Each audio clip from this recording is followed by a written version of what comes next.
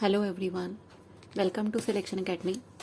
आज का हमारा टॉपिक है कंज्यूमर प्रोटेक्शन एक्ट 2019 और आज हम इस क्लास में chapter number 4 that is authorities की बात करेंगे। तो एग्जामिनेशन पॉइंट ऑफ व्यू से ही मैंने सारा कवर करा है ये चैप्टर भी। मैं एक बार आपको रिकैप दे देती हूँ कि कंज्यूमर प्रोटेक्शन एक्ट में कौन कौन से चैप्टर्स इंपॉर्टेंट हैं। Chapter number 4 authorities, chapter number 5 mediation, chapter number 6 product liability, chapter number 7 offenses and penalties, and chapter number 8 miscellaneous. Apart from these chapters, certain rules are also and regulations are also important, जैसे consumer protection, consumer dispute redressal commission rules हैं, consumer protection consumer commission procedure regulations हैं 2020, and central consumer protection authority allocation and transaction of business regulations हैं 2020। चलिए start करते हैं। Start करने से पहले एक छोटा सा डिफरेंस समझ लेते हैं रूल्स एंड रेगुलेशंस के बीच का। देखो बच्चे, लेजिस्लेचर जब भी कोई लॉ बनाती है वो सारे के सारे जितने भी हमारे इश्यूज होती हैं उनको रिड्रेस नहीं करती है, या उनके लिए कोई प्रॉपर वो एक हमें एक रोड मैप नहीं देती है। तो होता क्या है कि कुछ ऐसे इश्यूज होते हैं जो अनएड्रेस्ड रह जाते हैं एक्ट के अंडर, और जो लॉ मेकिंग अथॉरिटी होती है वो इस चीज़ को हैंड ओवर कर देती है कि जैसे ही गवर्नमेंट को प्रॉब्लम्स आएंगी इस एक्ट को एग्जीक्यूट करते हुए, तो वो उन जो इश्यूज हैं जिनको छोड़ दिया है या जिनको एड्रेस नहीं करा गया है, तो गवर्नमेंट उनके लिए रूल्स बना सकती है। और जब गवर्नमेंट रूल्स बनाती है, मतलब एग्जीक्यूटिव अथॉरिटी जब रूल्स बनाती है एक्ट की इम्प्लीमेंटेशन के लिए, तो बेसिकली ये एक स्टैंडर्ड मेथड होता है या प्रोसीजर होता है जिसमें किसी पर्टिकुलर प्रोविजन को लेकर एक्सप्लेनेशंस दी गई होती हैं कि आपको ये कोर्स ऑफ एक्शन है जो फॉलो करना है। तो आप इसे ऐसे समझ सकते हैं कि जिसके लिए लॉ बनाया गया है उसने उस लॉ को कैसे फॉलो करना है। लॉ बनाती है पार्लियामेंट ऑफ इंडिया और उसको फॉलो कैसे करना है, इम्प्लीमेंटेशन का काम कराती है government of India, that is executive. तो जो बनाया है वो एक्ट है और जब इम्प्लीमेंटेशन होगा गवर्नमेंट के थ्रू वो रूल्स हैं। अगर कोई भी बंदा इन रूल्स को ब्रेक करता है तो उसे पेनाल्टी, मैंने आपको लास्ट क्लास में भी बताया है कि इन दी फॉर्म ऑफ पनिशमेंट और फाइन की फॉर्म में हो सकती है। ऑन द अदर हैंड, जब किसी मैटर को या किसी ग्रीवेंस को रिड्रेस करने के लिए उस एक्ट के अंडर कोई एक अथॉरिटी बना दी जाती है या you can say statutory body बना दी जाती है, जैसे आप सेबी की जब बात करते हैं, securities and exchange board of India की जब बात करते हैं, तो उन सारे मैटर्स को देखने के लिए there is a statutory body जिसका नाम है सेबी, राइट। ऐसे ही कंपटीशन कमीशन ऑफ इंडिया भी एक स्टैट्यूटरी बॉडी है, और ऐसे ही कंज्यूमर प्रोटेक्शन एक्ट के सारे मैटर्स को, सारे के सारे ग्रीवेंसेस को रिड्रेस करने के लिए ही एक अथॉरिटी, एक नहीं बहुत सारी अथॉरिटीज़ बनाई गई हैं, जैसे डिस्ट्रिक्ट कमीशंस हैं, स्टेट कमीशंस हैं, नेशनल कमीशन है। तो ये कमीशन एक स्टैट्यूटरी बॉडी की तरह क्रिएट करी गई है एक्ट के अंडर, और ये कैसे फंक्शन करेगी इस चीज़ के लिए अपने लिए एक प्रोटोकॉल बनाना वो कहलाता है रेगुलेशंस। मतलब आप किस तरह के स्टैंडर्ड प्रोटोकॉल्स को फॉलो करने वाले हैं, आप किस तरह से उस चीज़ को गवर्न करने वाले हैं, आप उन सारी चीज़ों को कैसे देखने वाले हैं, जो लीगल सिस्टम में एग्जिस्टिंग गैप्स हैं आप उनको कैसे कवर करने वाले हैं, आप अपने आप को कैसे मैनेज करने वाले हैं और कैसे रेगुलेट करने वाले हैं, ये सारी की सारी चीज़ें मेंशन करी जाती हैं रेगुलेशंस में। तो कंज्यूमर प्रोटेक्शन एक्ट में आपको रूल्स भी मिलेंगे और रेगुलेशंस भी मिलेंगी। जब आप रेगुलेशंस पढ़ेंगे तो आप ये पढ़ेंगे कि डिस्ट्रिक्ट कमीशन, स्टेट कमीशन या नेशनल कमीशन अपने आप को कैसे मैनेज करती हैं, अपने आप को कैसे रेगुलेट करती हैं, अपनी गवर्नेंस खुद कैसे करती हैं और वो क्या प्रोसीजर है जिसको वो फॉलो करती हैं। ऑन दी अदर हैंड, जब आप रूल्स को फॉलो करेंगे तो रूल्स ये है कि जैसे से अगर किसी कंज्यूमर ने कमीशन के सामने केस फाइल करना है तो क्या स्टैंडर्ड प्रोटोकॉल है जो उसको फॉलो करना पड़ेगा। तो that is, I hope that is clear, rules and regulations. तो चलिए स्टार्ट करते हैं। Chapter number 4 consumer disputes redressal commission, section 28 से लेकर सेक्शन 73 तक का पार्ट है जो इसमें कवर किया गया है। 3 कमीशन हैं, बेसिकली 3 डिस्प्यूट रिड्रेसल कमीशन हैं। First is district commission, second is state commission and third one is national commission. आज की क्लास में मैंने सिर्फ और सिर्फ डिस्ट्रिक्ट कमीशन वाला पार्ट ही कवर करा है, that is section 28 to 41 along with rules and regulations. तो चैप्टर 4 का जो फर्स्ट सेगमेंट है डिस्ट्रिक्ट कमीशंस का, सेक्शन 28 से लेकर सेक्शन 41 तक का, बहुत इंपॉर्टेंट है और बहुत सारे क्वेश्चंस पूछे जाते हैं इसमें एमसीक्यू में भी, और सब्जेक्टिव क्वेश्चन जो आप लॉ ऑफ टॉर्ट्स के साथ कंज्यूमर प्रोटेक्शन एक्ट जब पढ़ते हैं तब। वन मोर थिंग, अगर आपको हमारे ये वीडियोस पसंद आते हैं, आपको हमारा कंटेंट अच्छा लगता है, तो आप प्लीज़ हमारे वीडियोस को शेयर करिए, सब्सक्राइब करिए और लाइक भी करिए। सेक्शन 28 से सेक्शन 41 डिस्ट्रिक्ट कमीशन किन रूल्स और रेगुलेशंस के साथ पढ़ा जाएगा, वो है consumer protection consumer dispute redressal commission rules 2020, consumer protection consumer commission procedure regulations 2020। तो एक बार इनको भी देख लेते हैं, कौन कौन से रूल्स और कौन कौन से रेगुलेशंस हमारे लिए इंपॉर्टेंट हैं। Consumer protection consumer dispute redressal commission rules 2020 में रूल नंबर 7 फीस वाला हमारा रूल इंपॉर्टेंट है। ई कंप्लेंट्स कैसे फाइल करी जाती हैं ये रूल 8 में बताया गया है। और जो अमाउंट आपको कॉम्पनसेशन के तौर पर दिया जाता है, अगर कंज्यूमर्स आइडेंटिफाइबल नहीं है तो वो कहाँ जमा कराना है ये बताया गया है रूल 10 में। ऐसे ही consumer protection consumer commission procedure regulations 2020 में रेगुलेशन 6 कॉस्ट लिस्ट बनानी पड़ेगी, आपको अपडेट करनी पड़ेगी। 7 है कि कंप्लेंट्स कैसे इंस्टीट्यूट करी जाएंगी, अपील्स का कैसा देखा जाएगा और रिवीजन पिटीशन कैसे देखी जाएगी। रेगुलेशन 9 नॉमेनक्लेचर की बात करती है। जैसे आपने देखा होगा कि जब हम मिसलेनियस पिटीशन फाइल करते हैं या क्रिमिनल कंप्लेंट फाइल करते हैं या हम सिविल सूट फाइल करते हैं तो कोर्ट हमें एक नॉमेनक्लेचर इशू करता है। ऐसे ही नॉमेनक्लेचर आपको जब आप डिस्ट्रिक्ट कमीशन के सामने जाते हैं तो आपको एक नंबर दिया जाता है, उसे बोलते हैं नॉमेनक्लेचर। रेगुलेशन 9 बात करती है scrutiny of complaint appeal and डिविजल petition, कि जब आप फाइल करेंगे तो देखा जाएगा कि सारी चीज़ें कंप्लीट है या नहीं कंप्लीट है, और अगर किसी तरह का कोई डिफेक्ट है आपकी कंप्लेंट में तो उसको रेक्टिफाई करने के लिए भी आपको एक टाइम पीरियड दिया जाएगा। रेगुलेशन 10 है issue of notice. Issue of notice मतलब डिफेंडेंट को नोटिस इशू करा जाएगा, जैसे आप समन बोलते हैं। रेगुलेशन 11 है एडजर्नमेंट, की एडजर्नमेंट कब कब दी जा सकती है और कब कब नहीं दी जा सकती। रेगुलेशन 13 बात करती है आर्ग्यूमेंट्स की, कि कंज्यूमर प्रोटेक्शन के केसेस में जो भी आर्ग्यूमेंट्स होंगे वो बहुत कंसाइज होंगे और बहुत लिमिटेड होंगे।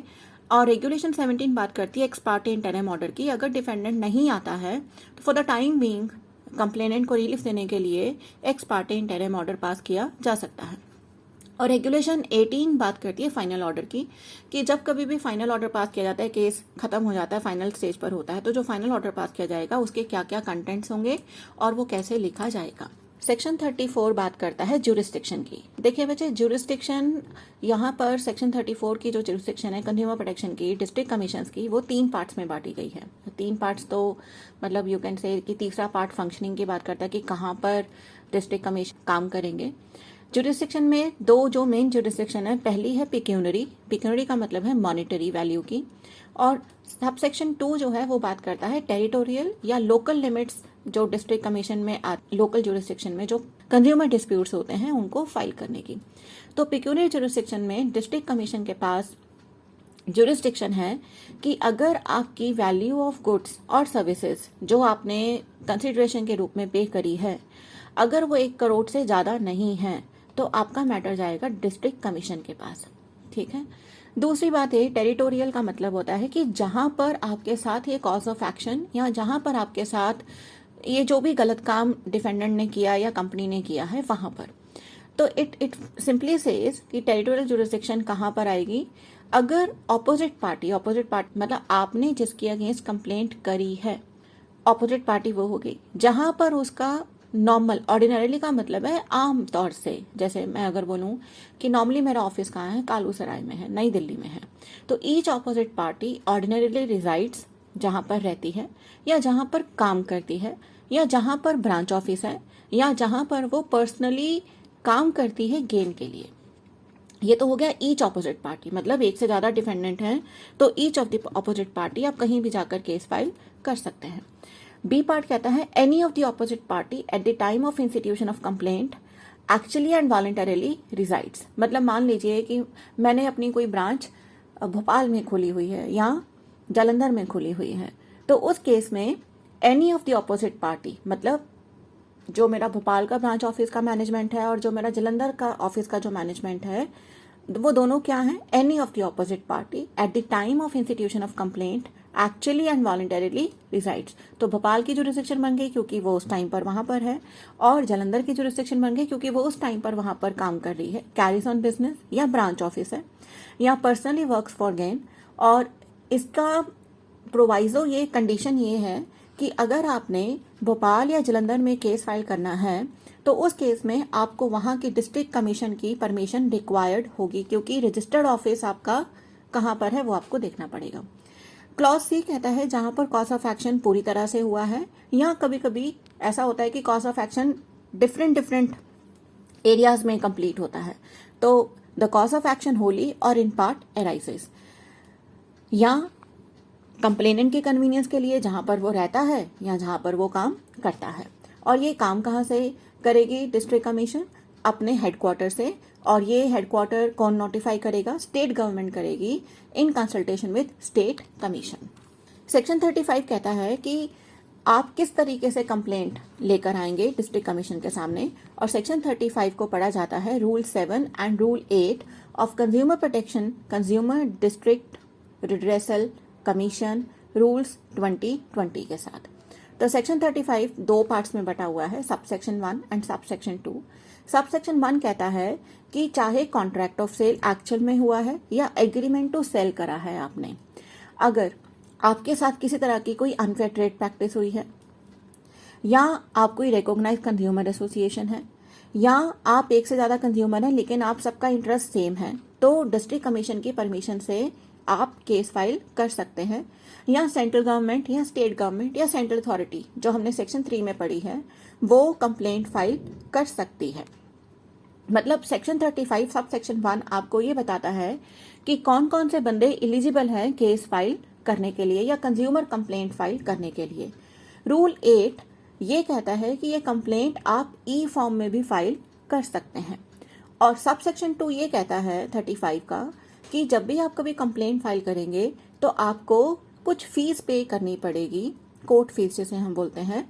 और रूल 7 ये कहता है कि मैं आपको टेबुलर फॉर्म में बता रहा हूं कि कितनी फीस आपने पे करनी है। जैसे रूल 7 आपको यहाँ पर कह रहा है कि अगर आपने कंसिडरेशन का अमाउंट 5 लाख रुपए तक का पे करा हुआ है तो आपको कंप्लेंट करते हुए कोई भी फीस पे करने की जरूरत नहीं है। तो 5 लाख तक की अगर आपकी कंसिडरेशन का अमाउंट है जो आपने दिखाया है अपनी कंप्लेंट में, 5 लाख तक की ट्रांजैक्शन है, उसके ऊपर कोई फीस पे नहीं करी जाएगी जब आप कंज्यूमर कोर्ट में या डिस्ट्रिक्ट कमीशन में केस फाइल करते हैं। 5 से 10 लाख का अमाउंट है तो 200 रुपए, 10 से 20 लाख का है तो 400 रुपए, 20 से 50 लाख का है तो 1000 रुपए, और 50 लाख से 100 लाख तक का है तो 2000 रुपए। 1 करोड़ की जुरिस्डिक्शन तो वैसे ही है। तो अगर आपने 1 करोड़ का ट्रांजैक्शन दिखाया है गुड्स और सर्विसेज का एज अ कंसिडरेशन अमाउंट, और आप कंप्लेंट फाइल कर रहे हैं एज अ कंज्यूमर, तो जो आप उसमें फीस पे करेंगे वो होगी 2000 रुपए। सेक्शन 36 कहता है कि once you have filed the complaint, आपका मैटर किसी के पास जाएगा, तो वो कह रहा है कि जिसके पास जाएगा वो बंदा एक प्रेसिडेंट और उसके साथ एक मेंबर होगा, जिसे बोलेंगे डिस्ट्रिक्ट कमीशन। सबसेक्शन 2 ये कहता है कि जब आपकी कंप्लेंट रिसीव कर ली जाएगी तो फिर डिस्ट्रिक्ट कमीशन ये डिसाइड करेगी कि क्या आपने जो कंप्लेंट करी है वो एक्चुअल में उसका कोई पॉइंट है, जैसे हम बोलते हैं प्राइमा फेसाई, वो बनती भी है या नहीं बनती है। तो इसके लिए वो सारा का सारा देखेंगे कि आपकी कंप्लेंट को एक्सेप्ट करना है या रिजेक्ट करना है, और ये सारा कितने दिनों में देखा जाएगा? With in 21 days. अब मैंने आपको ऊपर बताया कि रूल 7 इंस्टीट्यूशन जब आप कंप्लेंट फाइल करेंगे, और रूल 9 स्क्रूटनी की बात करता है कि आपने जो कंप्लेंट फाइल करी है वो सही है नहीं सही है, डॉक्यूमेंट सारे अटैच करे हैं नहीं करे हैं, डिफेक्ट है या नहीं है, वो सारी चीजें एक बार क्रॉस वेरीफाई करी जाएंगी। और ये सारा काम डिस्ट्रिक्ट कमीशन कितने दिनों में करती है बच्चे? With in 21 days. अगर 21 डेज के अंदर आपको कोई किसी तरह का कॉरेस्पॉन्डेंस नहीं आता है या किसी तरह का कोई इंटीमेशन नहीं आता है डिस्ट्रिक्ट कमीशन की तरफ से कि आपकी कंप्लेंट एक्सेप्ट हुई है या रिजेक्ट हुई है, तो सबसेक्शन 3 ये कहता है कि अगर 21 दिन तक डिस्ट्रिक्ट कमीशन आपको कोई इंटीमेशन नहीं देती है तो फिर हम मान लेंगे कि आपकी कंप्लेंट को एक्सेप्ट कर लिया गया है। अब हम बात करते हैं सेक्शन 38 की। अब आपकी कंप्लेंट एक्सेप्ट हो गई है तो definitely there is a certain procedure जो अथॉरिटी फॉलो करने वाली है या डिस्ट्रिक्ट कमीशन फॉलो करने वाली है।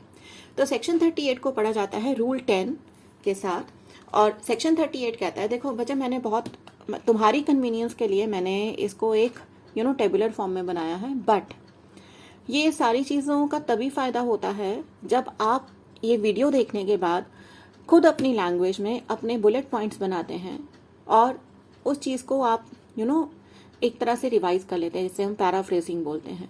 तो the more you paraphrase the more you will be able to retain.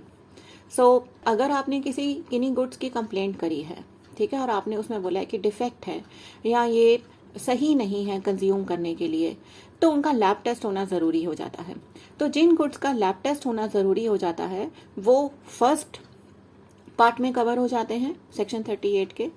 और जिन गुड्स का लैब एनालिसिस नहीं रिक्वायर्ड है, जैसे आपने सर्विसेज की कंप्लेंट करी है या नॉर्मल गुड्स की कंप्लेंट करी है, ठीक है, जिनका लैब टेस्ट नहीं चाहिए, तो वो मैंने सेकेंड वाले कॉलम में लिखा है।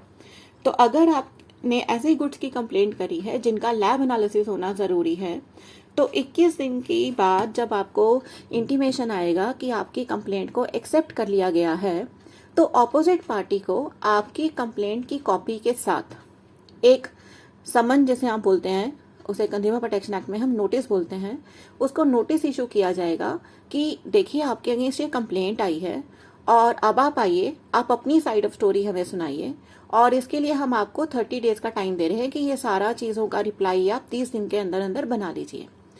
अगर 30 दिन के अंदर वो नहीं बना पाता है, उसके पास कोई कारण है, तो उसे 15 दिन का एक्सटेंशन दिया जा सकता है।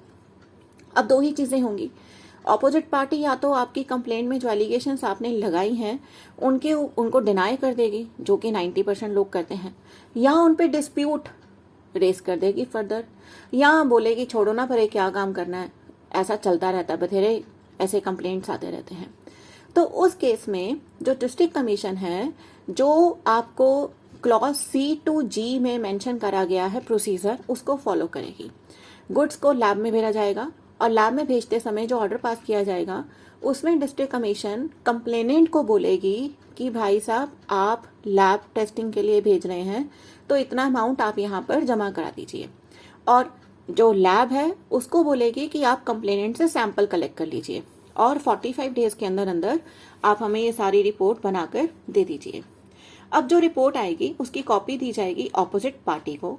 अब ऑपोजिट पार्टी उसके ऊपर ऑब्जेक्शन रेज करेगी, whatever they want to, और उसको एक रीजनेबल अपॉर्चुनिटी देने के बाद और दोनों पार्टीज को सुनने के बाद एक फाइनल ऑर्डर पास कर दिया जाएगा सेक्शन 39 के अंडर। Got it? और ये सारा काम जो भी हुआ है, जो अभी ये मैंने आपको बताया है कि ये करना है इन्होंने, डिस्ट्रिक्ट कमीशन वालों ने, सेक्शन 38 सबसेक्शन 7 कहता है कि ये सारा काम district commission within 5 months from the date of receipt of notice by opposite party wind up हो जाना चाहिए। अगर आपके गुड्स ऐसे हैं जिनमें लैब एनालिसिस की जरूरत नहीं है या आपने डेफिशिएंसी इन सर्विस की कंप्लेंट करी हुई है, तो जो आपने कंप्लेंट की कॉपी फाइल करी है 21 दिन बाद उसकी एक कॉपी डीम्ड एडमिशन हो जाएगा, या इंटीमेशन के बाद उसकी एक कॉपी ऑपोजिट पार्टी को दी जाएगी कि आप अपना वर्जन आकर बताइए कि सही है या गलत है, और टाइम पीरियड दिया जाएगा 30 डेज का, और ये टाइम एक्सटेंड किया जा सकता है 15 दिनों के लिए। और अब इसमें भी यही दो बातें हैं कि ऑपोजिट पार्टी या तो डिनाई कर देगी आपके एलिगेशंस को, या आपके एलिगेशंस पर डिस्प्यूट कर देगी, या फिर बोलेगी छोड़ो परे बथेरे कंप्लेंट्स आते रहते हैं, कोई एक्शन लेने की जरूरत नहीं है। तो इस केस में जो भी एविडेंस आपने अपनी कंप्लेंट के साथ लगाए हैं, हाँ, वो और जो भी ऑपोजिट पार्टी की तरफ से कम्युनिकेशन आया है या नहीं भी आया है, नहीं आया तो एक्स पार्टे पास हो जाएगा ऑर्डर आपके फेवर में, और अगर आया है तो उनको कंसीडर करके और प्रिंसिपल्स ऑफ नेचुरल जस्टिस को फॉलो करते हुए आपकी कंप्लेंट को मेरिट्स के बेसिस पर डिसाइड कर दिया जाएगा। और ये सारा काम हो जाएगा बच्चे within 3 months from the date of receipt of notice by opposite party. Now mind it, आपको दो चीजें पूछी जाती हैं सेक्शन में। फर्स्ट कि रिटन स्टेटमेंट कितने दिनों में फाइल करी जाती है, वैसे जनरली 30 डेज है और एक्सटेंशन के साथ 15 डेज है, और ये कंप्लेंट कितने दिनों में वाइंड अप करी जाती है अगर लैब एनालिसिस चाहिए, अगर लैब एनालिसिस नहीं है। तो लैब एनालिसिस है तो सेक्शन 38 सबसेक्शन कहता है 5 months, और वो 5 months कब से काउंट करे जाएंगे, from the date of receipt of notice by opposite party. और अगर लैब एनालिसिस नहीं चाहिए तो ये कंप्लेंट कितने दिनों में डिस्पोज ऑफ हो जाएगी? Within 3 months from the date of receipt of notice by opposite party. ये पॉइंट हाईलाइट करके जब आप अपने बुलेट पॉइंट बनाएंगे उसमें जरूर लिख लेना। सेक्शन 38 सब सेक्शन 5 आगे फर्दर आपको ये कहता है, देखो इसको ऐसे समझ लो कि कंज्यूमर प्रोटेक्शन एक्ट के अंडर जितने भी केसेस फाइल करे जाते हैं वो बेसिकली होता है कि कंज्यूमर एक आम आदमी है, उसको लॉ की टेक्निकलिटीज के बारे में नहीं पता और हर छोटी चीज के लिए वकील के पास जाना भी उसको वायबल नहीं लगता। तो basically consumer protection act consumer को ही ये एंटाइटलमेंट देता है कि वो अपने कंसर्न्स को, अपने ग्रीवेंसेस को खुद डिस्ट्रिक्ट कमीशन के सामने आकर प्रेजेंट कर सकता है। और जब एक आम आदमी को लीगल टेक्निकलिटीज नहीं पता तो सिविल प्रोसीजर कोड के अप्लाई होने का तो सवाल ही पैदा नहीं होता। Regulation 26 of consumer protection, consumer commission procedure regulations क्या कहता है? वो ये कहता है कि कोड ऑफ सिविल प्रोसीजर के प्रोविजंस यहां पर अप्लाई नहीं होंगे, ठीक है? क्योंकि सीपीसी अप्लाई नहीं होगा तो सेक्शन 38 सबसेक्शन 5 बहुत क्लियरली बोल देता है कि सेक्शन 38 सबसेक्शन 2 और सेक्शन 38 सबसेक्शन 3 जो ऊपर मैंने आपको बताया है कि लैब एनालिसिस होगा या लैब एनालिसिस नहीं होगा, उस दौरान जो प्रोसीडिंग्स फॉलो करी जाएंगी वो प्रिंसिपल्स ऑफ नेचुरल जस्टिस के बेसिस पर होंगी और इस चीज पर आप कभी भी ऑब्जेक्शन नहीं रेज कर सकते कि प्रिंसिपल ऑफ नेचुरल जस्टिस को फॉलो नहीं किया गया है। सेक्शन 38 सबसेक्शन 6 ये कहता है कि डिस्ट्रिक्ट कमीशन के सामने जितने भी डॉक्यूमेंट्स पेश किए जाएंगे एविडेंस वैल्यू क्रिएट करने के लिए, नंबर 1 वो डॉक्यूमेंट फॉर्म में होंगे, नंबर 2 वो एफिडेविट की फॉर्म में होंगे। सेक्शन 38 सबसेक्शन 7 हमने डिस्पोजल ऑफ कंप्लेंट ऊपर कर लिया है, 5 months and 3 months। Section 38 subsection 8 ये कहता है कि अगर ऑपोजिट पार्टी ने कोई मतलब एक्शन ही नहीं लिया, कोई रिप्लाई ही नहीं करा, तो रेगुलेशन 17 फर्दर ये कहती है कि आप इंटरिम रिलीफ दे सकते हैं, that is x party interim order pass किया जा सकता है। सेक्शन 38 सबसेक्शन 9 कहता है कि डिस्ट्रिक्ट कमीशन को सिविल कोर्ट का दर्जा दिया जाएगा और सेक्शन 38 सबसेक्शन 10 ये कहता है कि जो इसके सामने जितनी भी प्रोसीडिंग्स होंगी वो जुडिशियल प्रोसीडिंग्स मानी जाएंगी। अब most important part examination point of view से, अभी मैंने आपको बोला कि regulation 26 of consumer protection, consumer commission procedure regulations 2020 ये कहती है कि सीपीसी की एप्लीकेबिलिटी नहीं होगी। सेक्शन 38 सबसेक्शन 11 ये कहता है कि कभी कभी ऐसा होता है कि एक सेम इंटरेस्ट पर बहुत सारे कंज्यूमर्स इकट्ठे केस फाइल कर देते हैं, जैसे हम क्लास एक्शन भी बोल देते हैं, और ऑर्डर 1 रूल 8 इसे बोलता है रिप्रेजेंटेटिव सूट। तो अगर बहुत सारे कंज्यूमर एक कॉमन इंटरेस्ट पर, एक सेम इंटरेस्ट पर केस फाइल करना चाहते हैं तो सेक्शन 38 सबसेक्शन 11 कहता है कि उस केस में order 1 rule 8 that is representative suit की एप्लीकेबिलिटी हो जाएगी, वो सारी की सारी कंप्लायंसेस आपको करनी पड़ेगी। सेक्शन 38 सबसेक्शन 12 ये कहता है कि कभी कभी ऐसा होता है केस के दौरान पार्टी की डेथ हो जाती है, कंप्लेनेंट की डेथ हो जाती है या ऑपोजिट पार्टी की डेथ हो जाती है, तो क्या प्रोसीडिंग्स खत्म हो जाएंगी? सेक्शन 38 सबसेक्शन 12 ये कहता है कि नहीं, ऐसा नहीं होगा। उस टाइम पर order 22 of CPC that is abatement की डेथ के केस में, चाहे वो कंप्लेनेंट की हो चाहे वो अपोजिट पार्टी की हो, वो जो केस है, वो जो प्रोसीडिंग्स हैं, वो उसके लीगल ईयर्स कंटिन्यू करेंगे। नाउ सेक्शन 37 कहता है कि वैसे ये मुझे स्लाइड ऊपर डालनी चाहिए थी, पर वो एक प्रोसीजर हमारा चला आ रहा था तो आपको समझने में आसानी होती क्या होता। Now the second thing is this, the second option is this कि अगर डिस्ट्रिक्ट कमीशन को ऐसा लगता है कि भाई आपका जो मैटर है थर्ड पार्टी सेटलमेंट से सॉर्ट आउट किया जा सकता है, मीडिएशन करवाई जा सकती है, there exist an element of settlement, तो सेक्शन 37 आता है एग्जिस्टेंस में और इसको पढ़ा जाता है consumer protection mediation rules 2020 and consumer protection mediation regulations 2020। Section 74 ये कहता है कि कंज्यूमर मीडिएशन सेल बनाए जाएंगे सारे मैटर्स को या उन मैटर्स को एडजुडिकेट या उन मैटर्स को सेटल करने के लिए जहां पर म्यूचुअल सेटलमेंट का एलिमेंट एग्जिस्ट करता है। अब इस केस में क्या होगा, देखो ऊपर आपने कंप्लेंट फाइल करी, 21 दिन के बाद एडमिशन हो गया, नोटिस किया, नोटिस के दौरान पार्टीज आई और पार्टीज को सामने वाले जो डिस्ट्रिक्ट कमीशन का जो प्रेसिडेंट है और जो मेंबर है उसने बोला देखो भाई आप लोगों का मैटर तो मेरी इंटरफेरेंस के बिना ही सॉर्ट आउट हो सकता है, तो why to unnecessary stress that thing. आप एक काम करो, आपको मैं 5 दिनों का टाइम देता हूँ, आप सोच समझ लो। अगर आपको लगता है कि आप थर्ड पार्टी के थ्रू सेटल करवाना चाहते हैं तो मुझे आप अपनी कंसेंट राइटिंग में दे दीजिएगा, तो हम आपका मैटर मीडिएशन में रेफर कर देंगे। और जब मीडिएशन में रेफर कर दिया जाएगा तो चैप्टर 5 अप्लाई होगा और सेक्शन 80 और 81 उसके साथ पढ़े जाएंगे। अब मान लीजिए कि पार्टी ने सोच समझकर विचार करके ये एग्री कर लिया है कि उन्होंने मीडिएशन करनी है, तो सेक्शन 37 सब सेक्शन 2 ये कहता है, तो पार्टीज एग्री होने के बाद क्या करेंगी, अपनी कंसेंट देंगी within 5 days to the district commission, और डिस्ट्रिक्ट कमीशन वो जो उन्होंने कंसेंट रिसीव करी है उसके अगले 5 दिनों में वो मैटर रेफर कर देगा मीडिएशन के लिए। अब हम मीडिएशन के रूल्स भी देख लेते हैं। देखो, मीडिएशन सेल 74 के अंडर बना है, तो मीडिएटर की फीस कितनी होगी, कोड ऑफ कंडक्ट क्या होगा, मीडिएशन प्रोसीडिंग्स कितने दिनों में वाइंड अप करनी है आपने, और कॉन्फिडेंशियलिटी, ये सारी चीज़ें इंटरनल गवर्नेंस के लिए हैं और उसके लिए है consumer protection mediation regulations 2020। Now consumer protection mediation rules क्या कहते हैं कि कौन कौन से मैटर्स मीडिएशन में जाएंगे, कौन कौन से मैटर मीडिएशन में नहीं जाएंगे। चलिए बात करते हैं। रूल 4 ये कहता है कि कौन से मैटर मीडिएशन में नहीं जाएंगे, इंपॉर्टेंट है एग्जामिनेशन पॉइंट ऑफ व्यू से। नंबर 1, मेडिकल नेग्लिजेंस, जिससे ग्रीवियस इंजरी हुई है या जिससे डेथ हुई है, ऐसी मेडिकल नेग्लिजेंस के केसेस मीडिएशन में नहीं जाएंगे। अगर आपने कंपाउंडिंग ऑफ ऑफेंस की एप्लीकेशन लगाई हुई है, रिमेंबर सेक्शन 3 के ऊपर जो हमने पिछले क्लास में पढ़ा था, यहाँ आपने जो भी ऑफेंस कमिट करी है उसकी कंपाउंडिंग की एप्लीकेशन लगाई हुई है, तो कंपाउंडिंग वाले केसेस मीडिएशन में नहीं जाएंगे। अगर कंप्लेनेंट ने सीरियस एलिगेशंस लगाई हैं फ्रॉड की, या बहुत स्पेसिफिक एलिगेशंस लगाई हैं फ्रॉड की, या डॉक्यूमेंट्स को फैब्रिकेट करा गया है, फॉर्ज करा गया है, इम्पर्सोनेशन हुआ है या कॉर्शन हुआ है, तो उन मैटर्स को भी मीडिएशन में रेफर नहीं किया जाएगा। Criminal and non compoundable offences को भी मीडिएशन में रेफर नहीं किया जाएगा, और उन मैटर्स को भी रेफर नहीं किया जाएगा जहां पर पब्लिक इंटरेस्ट इन्वॉल्व हो जाता है या बहुत सारे ऐसे पर्सन्स का इंटरेस्ट इन्वॉल्व हो जाता है जो डायरेक्ट पार्टी नहीं है केस के लिए, या कोई भी ऐसा मैटर जिसमें mutual element of settlement exist नहीं करता।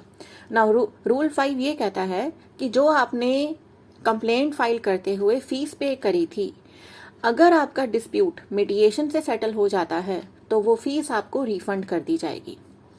रूल 6 ये कहता है कि जब तक आपकी मीडिएशन प्रोसीडिंग पेंडिंग है मीडिएशन सेल के सामने, तब तक आप कोई जुडिशियल प्रोसीडिंग या कोई आर्बिट्रल प्रोसीडिंग स्टार्ट नहीं करेंगे।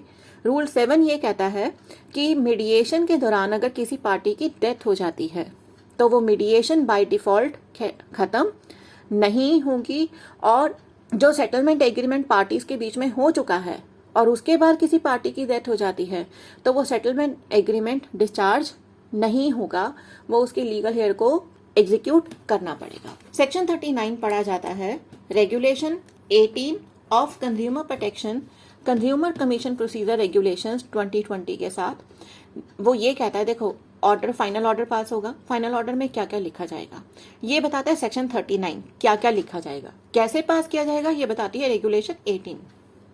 तो सेक्शन 39 क्या कहता है कि फाइनल ऑर्डर में आपको क्या क्या इंस्ट्रक्शन दी जा सकती है ऑपोजिट पार्टी को।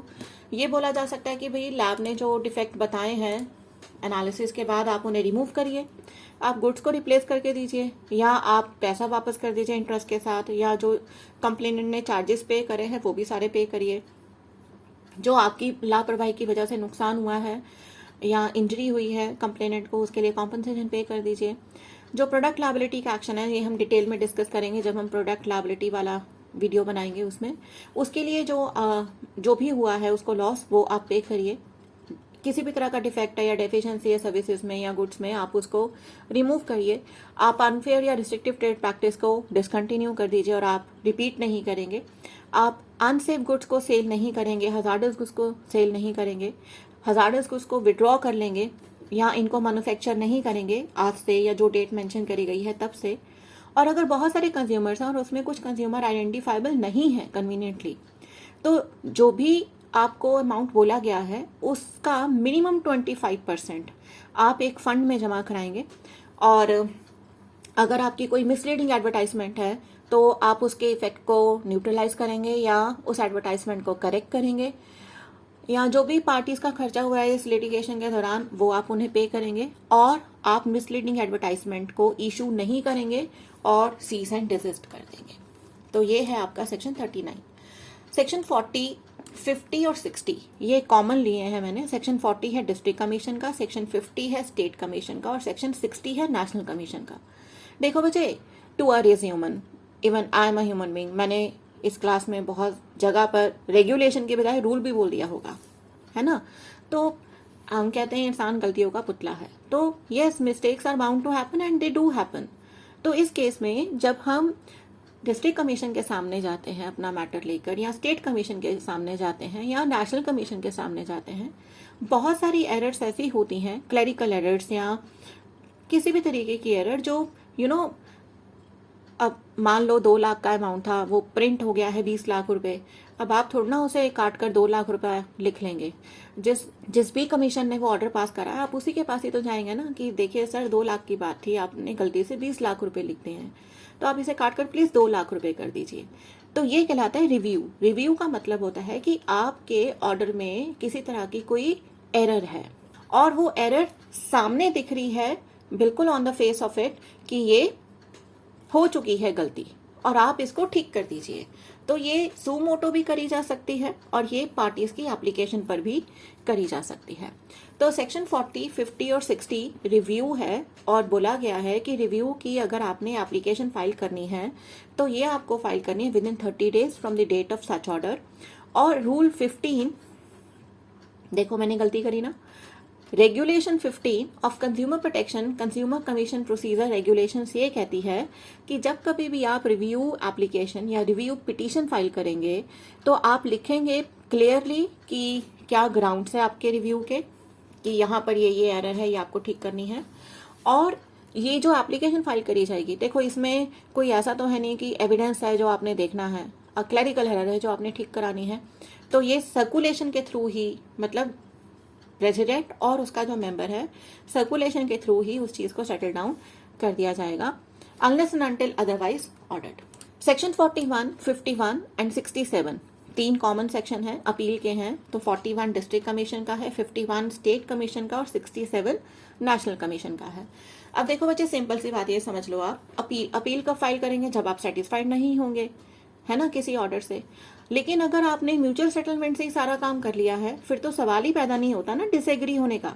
तो सेक्शन 41, 51 एंड 67 जब अपील की प्रोविजंस के बारे में बताता है तो सिंपल सी आपको ये 2 चीजें बताता है कि अगर आपने अपना मैटर मीडिएशन के थ्रू सेटल करा है तो फिर उसमें अपील नहीं हो सकती, क्योंकि वो तो आपने म्यूचुअली करा है। लेकिन अगर आपका मैटर कोर्ट ने एडजुडिकेट करा है तो आप अपील फाइल कर सकते हैं within 45 days from the date of order of. और अपील फाइल करते हुए आपको 50% अमाउंट जो भी बोला गया था पे करने के लिए, मतलब मान लीजिए कि डिस्ट्रिक्ट कमीशन ने बोला ऑपोजिट पार्टी को कि आप कंप्लेनेंट को 5 लाख रुपए का कॉम्पनसेशन देंगे। अब उसने कहा मैं तो नहीं दूंगा, मैं तो चैलेंज करूंगा इसे। तो वो 5 लाख का 50% दैट इज 2.5 लाख रुपया अपील के टाइम पर स्टेट कमीशन में जमा कराएगा। Regulation 14 of consumer protection consumer commission procedure regulations 2020 ये कहती है कि अगर कहीं पर भी लिमिटेशन पीरियड नहीं मेंशन करा गया है तो वो केस फाइल हो जाना चाहिए within 30 days from the date of cause of action और नॉलेज। आई विश आपको ये वीडियो अच्छा लगा होगा एंड मैंने ट्राई करा है कि मैं सारी चीज़ें कवर कर लूँ एक कॉम्प्रिहेंसिबल फॉर्म में मैंने आपको ये क्लास दी है। And I do expect a comment और a feedback from you. Thank you so much.